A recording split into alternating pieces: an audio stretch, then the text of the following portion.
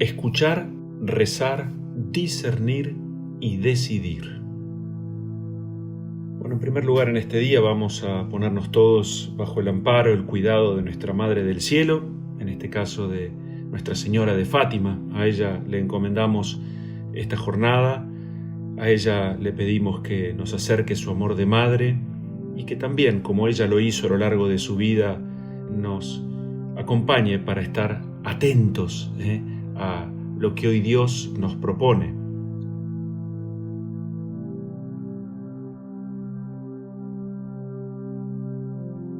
A la luz de los textos que hoy nos acompañan en la liturgia, siempre me llamó mucho la atención esta gran enseñanza que surge a partir de una situación problemática. Había aparecido una serie de discusiones y entonces Pablo y Bernabé comprenden que la decisión a tomar, no importa cuál sea el problema, no estaba en ellos, es decir, que se ubican y deciden regresar a donde estaban los apóstoles para exponerles las cosas lindas que fueron realizando a lo largo de los días de su viaje, pero también concretamente para poner delante de ellos, que eran como la autoridad, el problema que había surgido.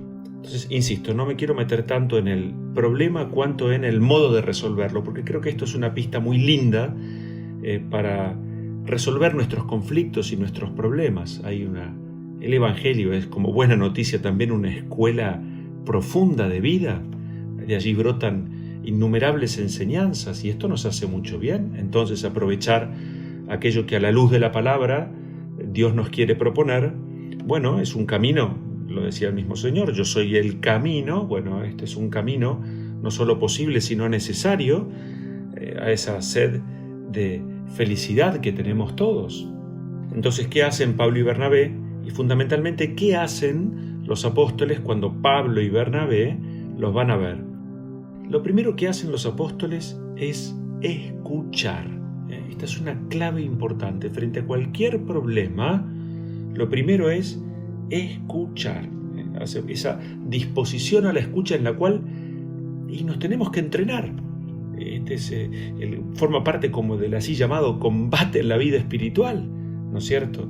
Entonces, cuando uno está mal, decíamos hace poquito, ¿no? Lo primero que uno suele hacer es clausurar sus oídos. Uno no quiere oír, uno suele encerrarse. Y este no es el camino evangélico. El camino evangélico empieza por la actitud de escucha, porque la actitud de escucha predispone a la comprensión. Escucha el que se abre, el que se expone, el que se ofrece, el que se pone delante de los demás. Fuimos hechos, creados para escuchar. Supuesto que la palabra, que Dios se hizo palabra, prólogo de Juan, lo nuestro, lo propio es escuchar a esa palabra que habla. Entonces, disponernos a escuchar, insisto una vez más, es disponernos a recibir lo que el otro, como pueda, a veces no con los mejores modales, no con las mejores palabras, a veces con llanto, casi siempre con dolor, a veces con enojo, pero la disposición a la escucha a mí me permite recibir lo que el otro tiene para compartir, para comunicar. La escucha me dispone a sintonizar, a salir de mí para captar lo que el otro me dice. Y esta es una verdadera acción de la misericordia. Decimos que el amor es conversación. Por eso, citando a tantos santos, ¿no es cierto?, en pocas palabras, el aprender si lo que quiero es escuchar, lo que debo hacer es callar. Y callar es una gran obra de caridad. Oír con paciencia es mayor caridad que dar. Escuchar verdaderamente nos enseña mucho. Las mejores convivencias se dan con aquellos que son o desarrollan la capacidad para oír al otro con el corazón. El arte de oír, decíamos, es mucho más profundo que el de hablar. Y lo nuestro en general, como andamos a los apuros, con bastantes desintereses, como solemos catalogar a los demás, y en general aparentamos escuchar, pero en realidad, decíamos, es como que empezamos a escuchar ya buscando dar una respuesta, y ahí es donde aparecen nuestros egoísmos en nuestras escuchas. Y sin embargo, esto es lo primero que hacen los apóstoles. Están reunidos, están juntos y se disponen a escuchar. Entonces, partir del supuesto que aquello que voy a escuchar es mucho más importante que lo que yo tenga para decir. Por eso la humildad está muy relacionada con la escucha. La escucha, además, atenta. Pasarían de largo un montón de problemas en nuestra vida si aprendiéramos a escuchar, a escucharnos, a escuchar juntos a Dios. Este es el primer paso, la disposición a la escucha. Esta es una clave en la vida de la Virgen María. Ella estaba como servidora, como esclava que era, muy atenta a la escucha. Por eso que las lecturas también nos propongan, como estos textos de hoy, a recoger un poco de todo aquello de lo cual hemos estado hablando y reflexionando, es un enorme tesoro.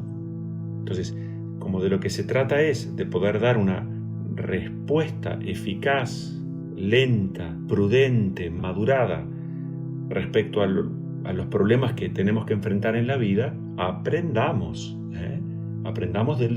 este camino de Jesús que se expresa en el modo de vivir de los apóstoles. Se lo pedimos al Señor por medio de la Virgen, que haga crecer en nosotros esa actitud de escucha, disposición a la escucha. En segundo lugar, ¿qué hacen los apóstoles después de escuchar? Fíjense, rezan. ¿Están juntos? ¿Escucharon? Bueno, ¿ahora qué vamos a hacer? Vamos a poner todo esto delante de Dios. Aquel hombre tan santo por su vida, digamos, ¿no? Todo lo que hizo. Me encanta la historia del rey Balduino de Bélgica, ¿no? Él decía, a mí una nada me agita, pero nada me quebranta. Porque cuando uno se ha arraigado en Dios, el resto de las cosas, por importantes que sean, son solo eso, resto. Y decía él, el triunfo de Cristo resucitado me invita a comulgar con Dios bajo todas las especies, incluidas las más desconcertantes. Uno podría decir, qué grande es el desconcierto, la confusión del propio corazón, no tanto por los problemas, sino por la pobreza que nos habita, la indigencia, las carencias, para dar respuestas, no desde nosotros, desde el Evangelio, para entrar en comunión con el Señor, con esas situaciones tan problemáticas, difíciles y desconcertantes. Si yo entro en comunión con mi Dios, entro en comunión con Dios bajo las circunstancias también que el mismo Dios permite en mi vida. Insisto, las mejores respuestas no son las que parten del propio corazón, sino desde las enseñanzas de Jesús, que es puerta, que es buen pastor, que es camino, que es verdad, que es vida en abundancia. Frente a los problemas que tenemos que enfrentar como miembros de una familia, en el trabajo, en el matrimonio, en donde fuera, lo primero es la escucha atenta. En segundo lugar, la oración, que es un paso que solemos muchísimas veces evitar. Insisto, esto porque la gran tentación es dar respuesta desde lo aprendido, desde la propia experiencia, y no alcanza. Y a veces no es efectiva esa respuesta que podamos dar. Y a veces no tenemos respuestas para dar. Es nuestra presencia el mayor tesoro frente a aquel que viene con una situación difícil. Por eso la vida de oración es una clave. Entonces, como nos enseñaba por allí algún santo, no hay que estar rezando hasta que Dios nos escuche, sino hasta que nosotros oigamos lo que Él quiere de nosotros. Ahí está. Nosotros nos ponemos en oración para oír a Dios, no para que Él nos escuche primeramente a nosotros. Señor, muéstranos tus caminos, gritaba ahí el pueblo de Israel en el desierto, lo hemos dicho. En tercer lugar, de eso hemos hablado largo y tendido hace poco, no me voy a detener, que es el discernimiento. La escucha primero, atenta, luego la oración, luego el discernimiento. Ahora sí, habiendo rezado, habiendo escuchado a quienes presentan el problema, habiéndonos escuchado entre nosotros, vamos a discernir. No es el tiempo todavía de decidir, no es que escucho y decido. Escucho, rezo, discernimos juntos. ¿Se acuerdan que discernir era esa mirada que es capaz, que brota de lo profundo del corazón, habitada por el Espíritu de Dios que nos hace ver hondamente y nos hace separar? Discernir es separar con la mirada, decíamos, con los ojos de la fe. Y recién entonces, finalmente, entrar en ese proceso de decisión, de respuestas. Porque eso es lo que Dios espera de nosotros. Lo más importante no es lo que nosotros decidimos, sino lo que Dios nos dice en esa oración que nos permite discernir, separar una cosa de la otra, iluminados por el Espíritu. Entonces, todo esto uno lo puede ver reflejado en la vida de la Virgen. Ella guardaba las cosas en su corazón y uno se imagina entonces cómo empezaba ese lento proceso de discernimiento, sin apuros.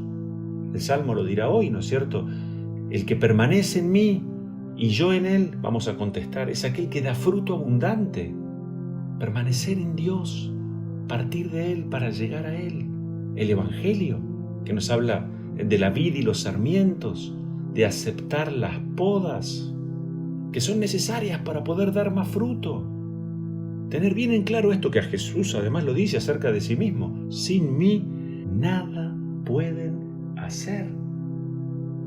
Vamos a pedir al Señor hoy entonces, en este día en el que empezamos de la manos de la Virgen y avanzamos a lo largo de esta jornada de sus manos, frente a tantas situaciones, quizás nos vendría bien como escribir estos 4 verbos que pueden ayudarnos tanto a enriquecer nuestras decisiones, para no desesperar, para estar serenos, para estar disponibles, para mostrarnos generosos. Disposición a la escucha.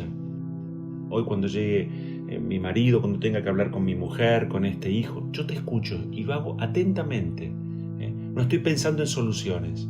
Eso que escuché lo llevo con mucha humildad al plano de la oración. Después, sí, el poder discernir para poder decidir. Y todo empezó, fíjense, con un problema. El problema nos llevó a ponerlo delante de Dios, porque hubo 2, Pablo y Bernabé, que se ubicaron. Las respuestas no están en nosotros. Tuvieron que emprender un largo viaje hasta Jerusalén para decir a aquellos que tenían la capacidad, esto es también importantísimo, el dejarnos ayudar, el saber poner los problemas, ser puente para llevar los problemas y ponernos delante de otros. Esto es lo que en nuestra vida de oración sería importante que aprendiéramos a hacer. Tomarnos la valentía, la sensatez de recorrer este camino. Escucha, oración, discernimiento y finalmente decisión. Ponemos entonces este día iluminados por esta palabra de Dios para recorrer este proceso sano, lleno de la luz del Espíritu. Nos bendice Dios, que es Padre, Hijo y Espíritu Santo. Amén.